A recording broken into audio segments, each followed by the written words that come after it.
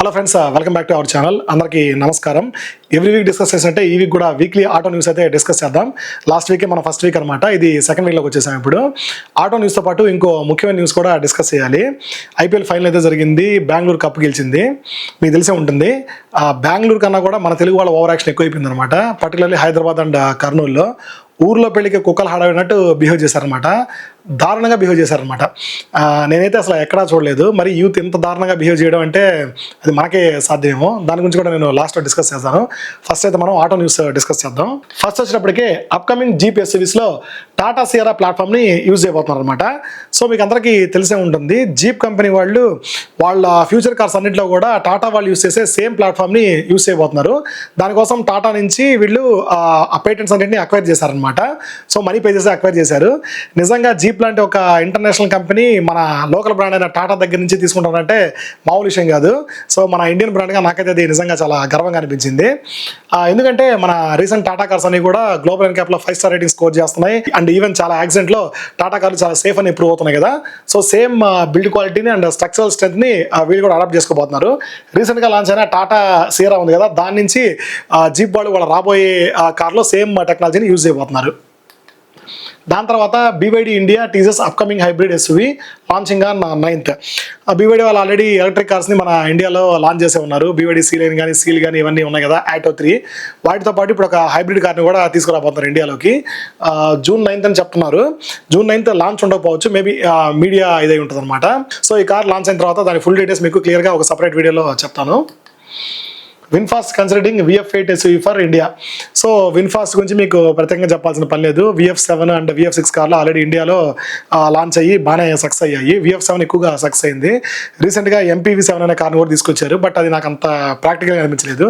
Pricing ఏమో ఎక్కువగా ఉంది, బట్ ఫీచర్లు ఏమో అసలు చాలా తక్కువగా ఉన్నాయి అనమాట. క్యాబ్ పర్పస్ కోసం దాన్ని లాంచ్ చేయాలనుకుంటున్నాను, బట్ స్టిల్ చాలా ఫీచర్లు అయితే అది మిస్ అయింది. సేమ్ ఇప్పుడు VF7 తర్వాత VF8 లాంచ్ అయితే వీళ్ళు ప్లాన్ చేస్తున్నారు. సేమ్ కార్ చూడడానికి VF7 లాగానే ఉంది, బట్ కొంచెం ఫీచర్స్లో కానీ ఈవెన్ లెంత్లో కానీ కొంచెం చేంజెస్ అయితే ఉండొచ్చు. సో ఈ కార్ కూడా లాంచ్ అయిన తర్వాత మీకు డీటెయిల్స్ అయితే షేర్ చేస్తాను.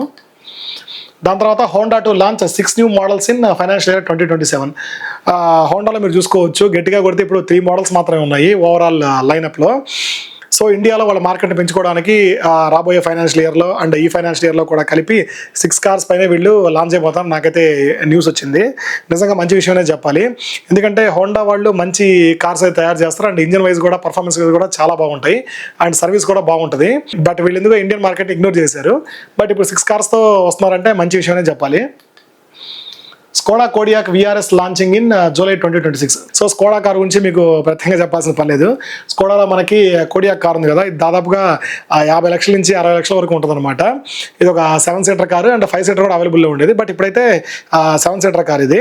ఆ సెగ్మెంట్ 2 లీటర్ పెట్రోల్ ఇంజన్తో వస్తుంది అనమాట. ఈ కార్లో VRS మోడల్ని జూలైలో లాంచ్ చేయబోతున్నారు. ఆబ్వియస్లీ మన అయితే లాంచ్ ఈవెంట్కి పిలవరు, బట్ స్టిల్ మనకి ఎలాగో ఇమేజెస్ కానీ ఇన్ఫర్మేషన్ కానీ తెలుస్తుంది కాబట్టి దాని గురించి కూడా పోస్ట్ చేస్తాను. దాని తర్వాత హుండై న్యూ ఎలక్ట్రిక్ ఎస్యూవీ జూన్లో లాంచ్ అవబోతుంది ఫ్రెండ్స్. సో హుండై నుంచి ఒక ఎలక్ట్రిక్ ఎస్యూవీ రాబోతుంది. సేమ్ ఇది చూడడానికి కొంచెం వెన్యూ లాగానే ఉంటుంది అనమాట. ఆ తర్వాత కియా నుంచి సిరోస్ కూడా వచ్చే ఛాన్స్ ఉందన్నమాట. వీళ్ళిద్దరూ కూడా ఆ కాంపాక్ట్ ఎస్యూవీ సెగ్మెంట్లో ఒక ఈవీ కార్ని అయితే తీసుకురావాలని ప్లాన్ చేస్తారు. సిస్టర్ కంపెనీస్ కదా, సో 1 by 1 లాంచ్ చేస్తారు అనమాట. సో ఈ సెగ్మెంట్లో లాంచ్ అయినప్పుడు మనకి 10 నుంచి 15 లక్షల బడ్జెట్లో వస్తే చాలా మంచి విషయం చెప్పాలి. బట్ అంతకంటే బడ్జెట్ పెరిగిందంటే సేల్స్ కష్టమే. దాని తర్వాత ఇంకోటి హోండా ZR-V. రీసెంట్గా దీన్ని లాంచ్ చేశారు, మీరు చూసే ఉంటారు. హోండా వాళ్ళు రీసెంట్గా సిటీ కార్ లాంచ్ చేశారు కదా, దాంతోపాటు దీన్ని కూడా షోకేస్ చేశారనమాట. దీని కాస్ట్ కూడా దాదాపు 50 లక్షల నుంచి 60 లక్షల వరకు ఉంటుంది ఆన్ రోడ్ ప్రైస్ ఇండియాలో వచ్చినప్పటికే. దీంట్లో కూడా 2 లీటర్ పెట్రోల్ ఇంజిన్ ప్రొవైడ్ చేస్తారు. అది స్ట్రాంగ్ హైబ్రిడ్ ఇంజిన్తో వస్తుంది అనమాట. సో ఈ కార్ కూడా జూన్ నుంచి మనకి సేల్ అవైలబుల్కి వచ్చే ఛాన్స్ ఉంది. దాని తర్వాత main news friends, Maruti Suzuki వాళ్ళు వ్యాగనార్ అండ్ ఫ్రాంక్స్లో ఫ్లెక్స్ ఫ్యూయల్ తీసుకురాబోతున్నారు. అది కూడా June 5th లాంచ్ అయ్యే ఛాన్స్ అని చెప్తున్నారు, బట్ ఇంకా అఫీషియల్ న్యూస్ అయితే రాలేదు. బట్ జూన్లో అయితే ఖచ్చితంగా లాంచ్ చేస్తారు వీటిని. ఫ్లెక్స్ ఫ్యూయల్ అంటే మీకు ప్రత్యేకంగా చెప్పాల్సిన పని లేదు. ఇప్పుడు మనకి ఇథనాల్ బెండింగ్ చేస్తున్నారు కదా పెట్రోల్లో. సో ప్రస్తుతానికి అయితే 20% ఇథనాల్ బెండింగ్ అయితే జరుగుతుంది. ఈ బ్లెండింగ్ని 85% వరకు సపోర్ట్ చేస్తాయి అనమాట ఫ్లెక్స్ ఫ్యూయల్ అంటే. సో 20%, 30%, ఇంకా అప్ టు 85% వరకు కూడా మనం పెట్రోల్లో ఇథనాల్ బ్లెండ్ చేసుకోవచ్చు. ఆ ఇథనాల్ బ్లెండ్ చేసినప్పటికీ ఈ కార్ ఇంజన్స్ అనేవి సపోర్ట్ చేస్తాయి అనమాట ఇథనాల్ బ్లెండింగ్ని. ఇంకా 85% ఎందుకు, టోటల్గా 100% చేస్తే అందరూ ఇథనాలే యూజ్ చేసుకుంటారు కదా, ఇంకెందుకు ఆ పెట్రోల్ డీజిల్ అక్కడి నుంచి మనం దిగుమతి చేసుకోవడం, మళ్ళీ దాన్ని అంతా ప్రాసెస్ చేయడం, ఈ ఖర్చులన్నీ ఎందుకు, దాన్ని ఇచ్చేస్తే పోద్ది కదా. ఏంటో కేసు నిజంగా నాకైతే అర్థం కావట్లేదు. ప్రజెంట్ ఇప్పటికి కూడా 80% 90% వెహికల్స్ ఇండియాలో ఉండేవన్నీ కూడా E20 పెట్రోల్నే సపోర్ట్ చేయట్లేదు. వీళ్ళు ఏమంటే E30లు, E40లు, E85లు ఏంటో నాకైతే అర్థం కావట్లేదు. గవర్నమెంట్ దీని గురించి కొంచెం ఆలోచించాలి. ఆ టెక్నాలజీ అనేది ఫుల్ ఫ్లెడ్జ్గా వచ్చినప్పుడు దీన్ని ఇంప్లిమెంట్ చేస్తే బాగుండేది. అదర్వైజ్ మనకు ఆప్షన్ ఇచ్చినా బాగుండేది. సపోజ్ నీకు E20 పెట్రోల్ వద్దనుకుంటే నార్మల్ పెట్రోల్ కొట్టించుకునేలాగా ఆప్షన్ ఇస్తే బాగుంటుంది అనమాట. ఇది అనవసరంగా రుద్దినట్టయితే నాకు అనిపిస్తుంది అనమాట. దీని మీద మీ ఒపీనియన్ని కమెంట్ చేయండి. దాని తర్వాత ఇంకో main launch friends, Tata Sierra car అయితే ఈవీ వేరియంట్ ఉంది కదా, అదైతే లాంచ్ అవబోతుంది.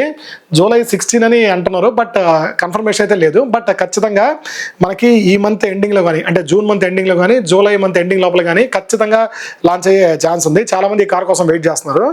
ఈవెన్ ఇంకా పవర్ఫుల్గా కూడా ఉంటుంది. ఎవరైనా ఈవీ కార్ కొనాలని ప్లాన్ చేసే వాళ్ళు కొంచెం అయితే వెయిట్ చేయండి. ఇంకా ఫైనల్లీ మన న్యూస్కి వచ్చేద్దాం. సో నిజంగా ఇదేనా సెలబ్రేషన్ అంటే, మీరు ఇక్కడ చూడొచ్చు, బస్ అద్దాలు బాగా కొట్టేశారు. ఇక చూడండి, పేపర్లు తగలబెడుతున్నారు, ఇంకేదో చేస్తున్నారు, పిచ్చి పిచ్చిగా ఎగరుతున్నారు అనమాట. సో ఈ గుండు బాస్ చూడండి, ఇక్కడ ఏంటేంటో చేస్తున్నాడు, ఫుల్గా తాగేసి ఎగరుతున్నారు అనమాట. వీళ్ళ పేరెంట్స్గా నిజంగా వీళ్ళని చూస్తే యాక్సెప్ట్ చేస్తారు. అసలు వీళ్ళు ఏం మర్చిపోతున్నారంటే, అప్పటికప్పుడు క్షణికావేశంలో ఏదో ఎంజాయ్ చేస్తున్నాం అని చెప్పి రోడ్ల మీకు వచ్చి ఇలా ఎగరుతున్నారు అండ్ పబ్లిక్ ప్రాపర్టీని ధ్వంసం చేస్తున్నారు. చుట్టూ పోలీసులు కూడా ఉన్నారు. మీకు అసలు మీరు చూసుకుంటే అక్కడ పోలీసులు కూడా ఉన్నారు. వీళ్ళైతే ఏం పట్టించుకోవట్లేదు. ఇక్కడ చూడండి, అద్దాలు పగిలినప్పుడు పోలీసు అయితే అక్కడే ఉన్నారు అనమాట. వీళ్ళైతే అసలు ఏం పట్టించుకోవట్లేదు. ఆ సంగతి గురించి ఆలోచిస్తున్నారు, కానీ దాని తర్వాత జరగబోయే దాని గురించి అసలు ఏమాత్రం ఆలోచించట్లేదు. ఒక్కసారి ఎఫ్ఐఆర్లో మీ పేరు ఎక్కిందంటే ఆల్మోస్ట్ మీ జీవితం నాశనం అయిపోయినట్టే. పర్టికులర్లీ ఇండియాలో మీరు సపోజ్ దాని తర్వాత అబ్రాడ్ వెళ్ళాలన్నా కానీ, ఇంకా పై చదువులు చదువుకోవాలన్నా కానీ, ఇంకేమైనా చేయాలన్నా కానీ ప్రతి ఒక్కటి కౌంట్ అవుతుంది అనమాట. మీకు ఈ ఎఫ్ఐఆర్ అనేది జీవితాంతం వెంటాడద్ది. అది మర్చిపోతున్నారు యూత్, అది క్లియర్గా గుర్తుపెట్టుకోండి. ద వెరీ నెక్స్ట్ డే చూడండి, 18 యూత్ ఆర్ అరెస్టెడ్. ఎవరైతే ఈ ఓవర్ యాక్షన్ చేశారో వాళ్ళందరినీ నెక్స్ట్ డేనే పోలీసులు కనిపెట్టి 18 మందిని అరెస్ట్ చేశారు. 18 మంది కదా, దాదాపు నాకు తెలిసి ఇంకా ఒక 200 మంది 300 మంది ఉంటారు. అక్కడైతే దాదాపుగా 1000 మంది పైన ఉంటారు. వాళ్ళందరినీ కూడా అయితే లోపల వేయాలి. అట్లీస్ట్ లోపల అయిపోయిన అందరి మీద కేసులు అయితే రిజిస్టర్ చేయాలి. అప్పుడు కానీ వాళ్ళందరికీ బుద్ధి రాదనమాట. ఇంకొకటి మళ్ళీ ఇలా చేయాలంటే భయపడతారు. నిజంగా పోలీసులు మాత్రం ఇక్కడ హ్యాట్స్ ఆఫ్ చెప్పాలి, పర్టికులర్లీ కర్నూలు పోలీసులకి. దీని మీద వెంటనే యాక్షన్ తీసుకున్నారు. అండ్ వీళ్ళందరినీ కూడా రోడ్డు మీద నడిపిస్తూ పోలీస్ స్టేషన్కి అయితే తీసుకెళ్లారు. అది కూడా మంచి విషయమే చెప్పాలి. వీళ్ళకి అయినా కానీ లిటరల్లీ బుద్ధి అయితే రాదు ఫ్రెండ్స్. చూడండి ఒక్కొక్కరు ఎలా ఉన్నారో, వాళ్ళ అవతారాలు చూడండి, వాళ్ళ డ్రెస్సింగ్ చూడండి ఎలా ఉన్నారో ఒక్కొక్కరు. వీళ్ళు ఇలా తయారవడానికి వాళ్ళ పేరెంట్స్ కూడా ఒక రీజన్ అని చెప్పాలి.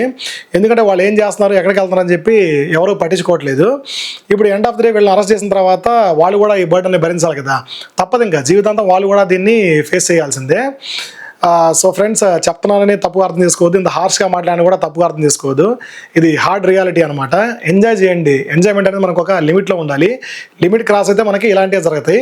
మన దేశంలో ఒక చట్టం ఉంది, ఒక న్యాయం ఉంది. ఎండ్ ఆఫ్ ది డే మన దేశం అనేది ఒక రాజ్యాంగం నడుస్తుంది. దాన్ని గుర్తుపెట్టుకొని బిహేవ్ చేయండి.